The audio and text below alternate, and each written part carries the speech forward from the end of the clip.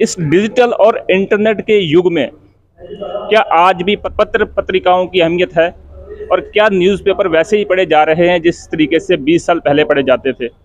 ये एक बड़ा सवाल है हमारे लिए।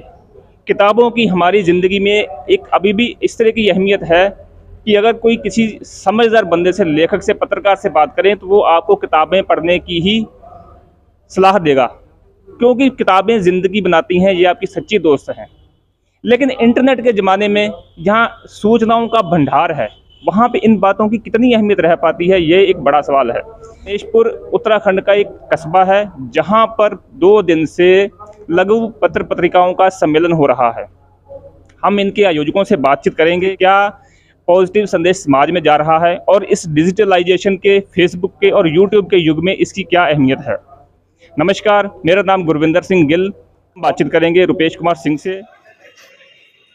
रुपेश जी, जिस तरह से इस समय डिजिटलाइजेशन का दौर है, फेसबुक, यूट्यूब पे सब चीज़ें उपलब्ध हैं, उस दौर में आपने पत्र पत्रिकाओं का सम्मेलन आयोजित किया है, लघु पत्र पत्रिकाओं का सम्मेलन, वो भी दिनेशपुर में, उत्तराखंड के छोटे से कस्बे में। इसके थ्रू, इस सम्मेलन के थ्रू आप क्या संदेश देना चाह रहे हैं? पहली बात तो ये है कि फेसबुक, व्हाट्सएप या गूगल पर सब कुछ उपलब्ध नहीं है। ये एक मिथक है, ये सच नहीं है। क्योंकि लोगों के जो अनुभव हैं, लोग जो सोचते हैं, जो चीज़ें घट रही हैं, मन मस्तिष्क में है, आबो हवा में है, पर्यावरण में है, गांव में है, देहात में है, वो सब कुछ गूगल में, फेसबुक में, व्हाट्सएप में कैसे हो सकता है।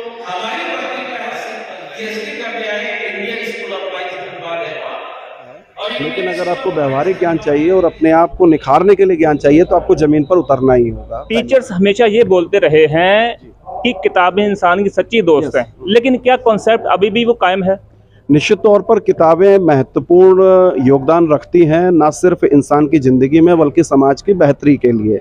किताब ही वो माध्यम है जिसके माध्यम से व्यक्ति ने जो मानव विकास का एक क्रम है उसको दर्ज करने का काम, चाहे वो अलग अलग प्लेटफॉर्म पे हुआ, पर आज हम किताब के रूप में देखते हैं और वो एक पीढ़ी से दूसरी पीढ़ी तक पहुंचती है।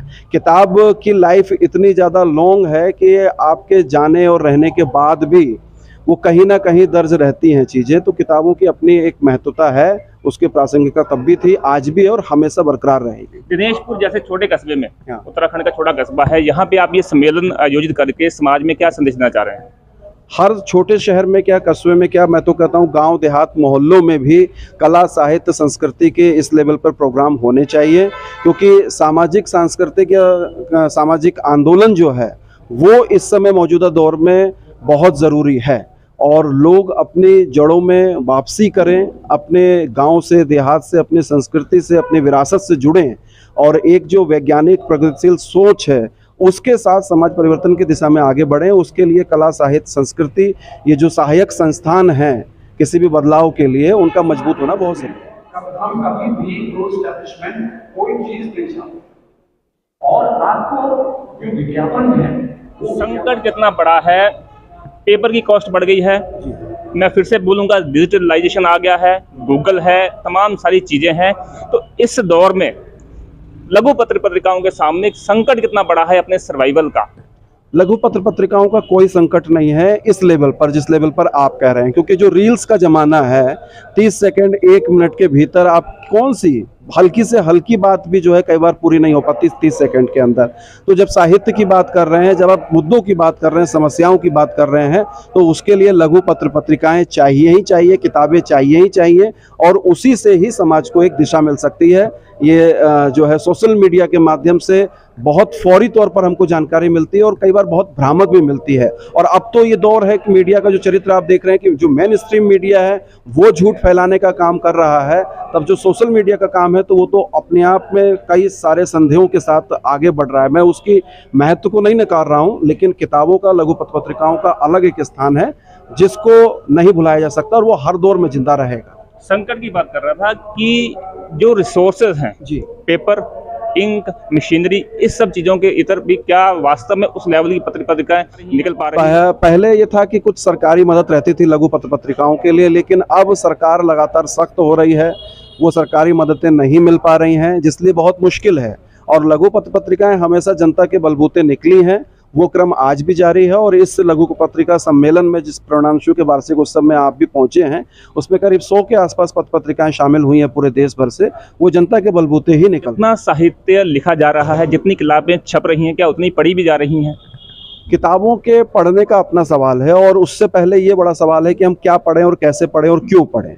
जब तक हम इसको नहीं समझेंगे तब तक हम ये तय नहीं कर पाएंगे कि कौन सी किताब, कौन सा साहित्य पढ़ा जाए, कौन सा ना पढ़ा जाए, और कौन सा साहित्य हमारे व्यक्तिगत जीवन के साथ साथ समाज के लिए बेहतर हो सकता है। तो ये चयन का सवाल है और ये एक चेतना का सवाल है जो धीरे धीरे आज अगर हम इस तरीके की सम्मेलन करते हैं, लोगों में जागरूकता करते हैं, जो पत्र पत्रिका पढ़ने का जो हट गया लोगों का, जो मानसिकता, जो नई पीढ़ी जो इन चीज़ों की ओर नहीं जा रहा है, तो इसकी ओर जो है ये सम्मेलन उस दिशा में एक कदम है लोगों को आगे बढ़ाने के लिए।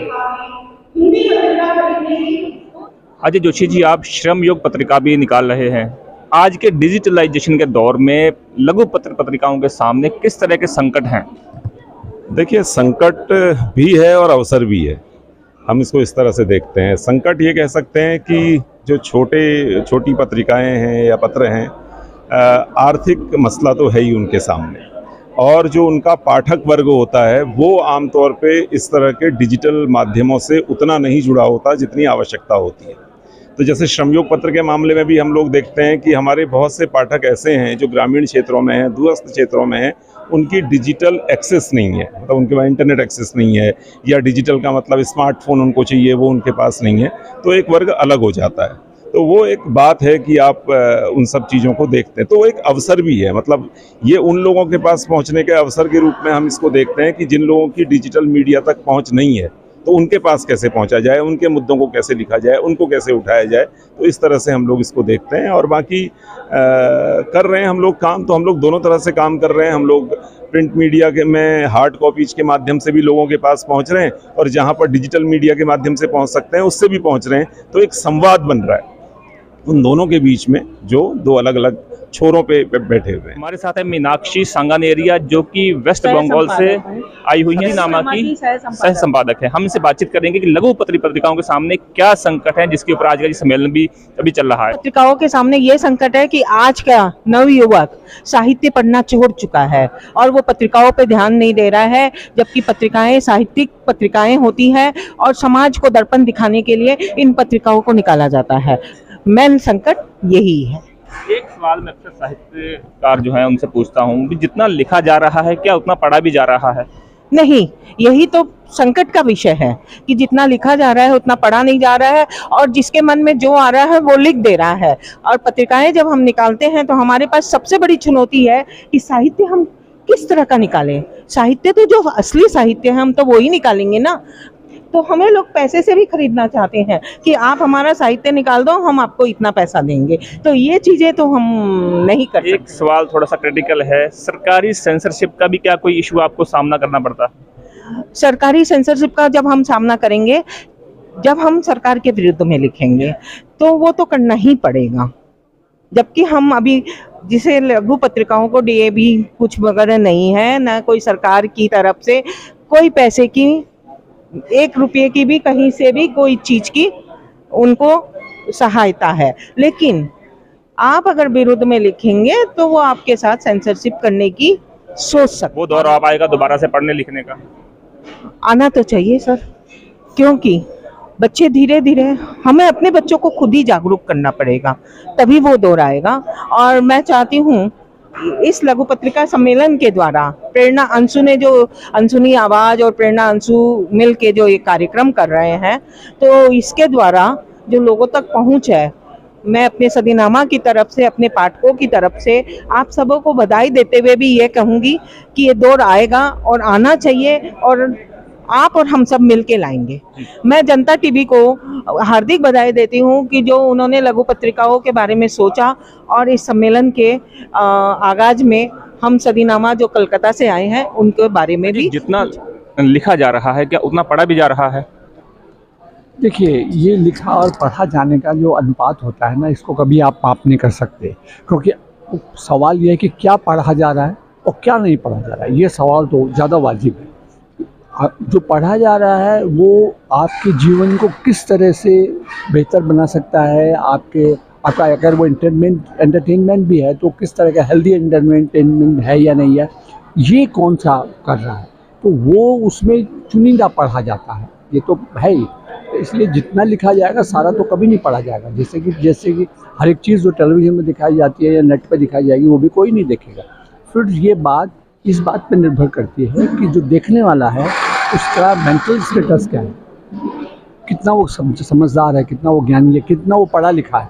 और वो जो जितना ज़्यादा पढ़ा लिखा हो, जितना ज़्यादा चीज़ों को ज़्यादा जानता होगा, उसको ज़्यादा ज्ञान की ज़रूरत पड़ती है और भी ज़्यादा और बेहतर। तो ये उससे भी रिलेटेड है। अभी जो चैलेंज है, जैसे कॉस्ट का चैलेंज है, पेपर महंगा, स्याही महंगी और तमाम तरह की दिक्कतें हैं, इनसे कैसे पार पाया जा सकता है? देखिए, पेपर और वो तो जो महंगा हुआ ही हुआ है।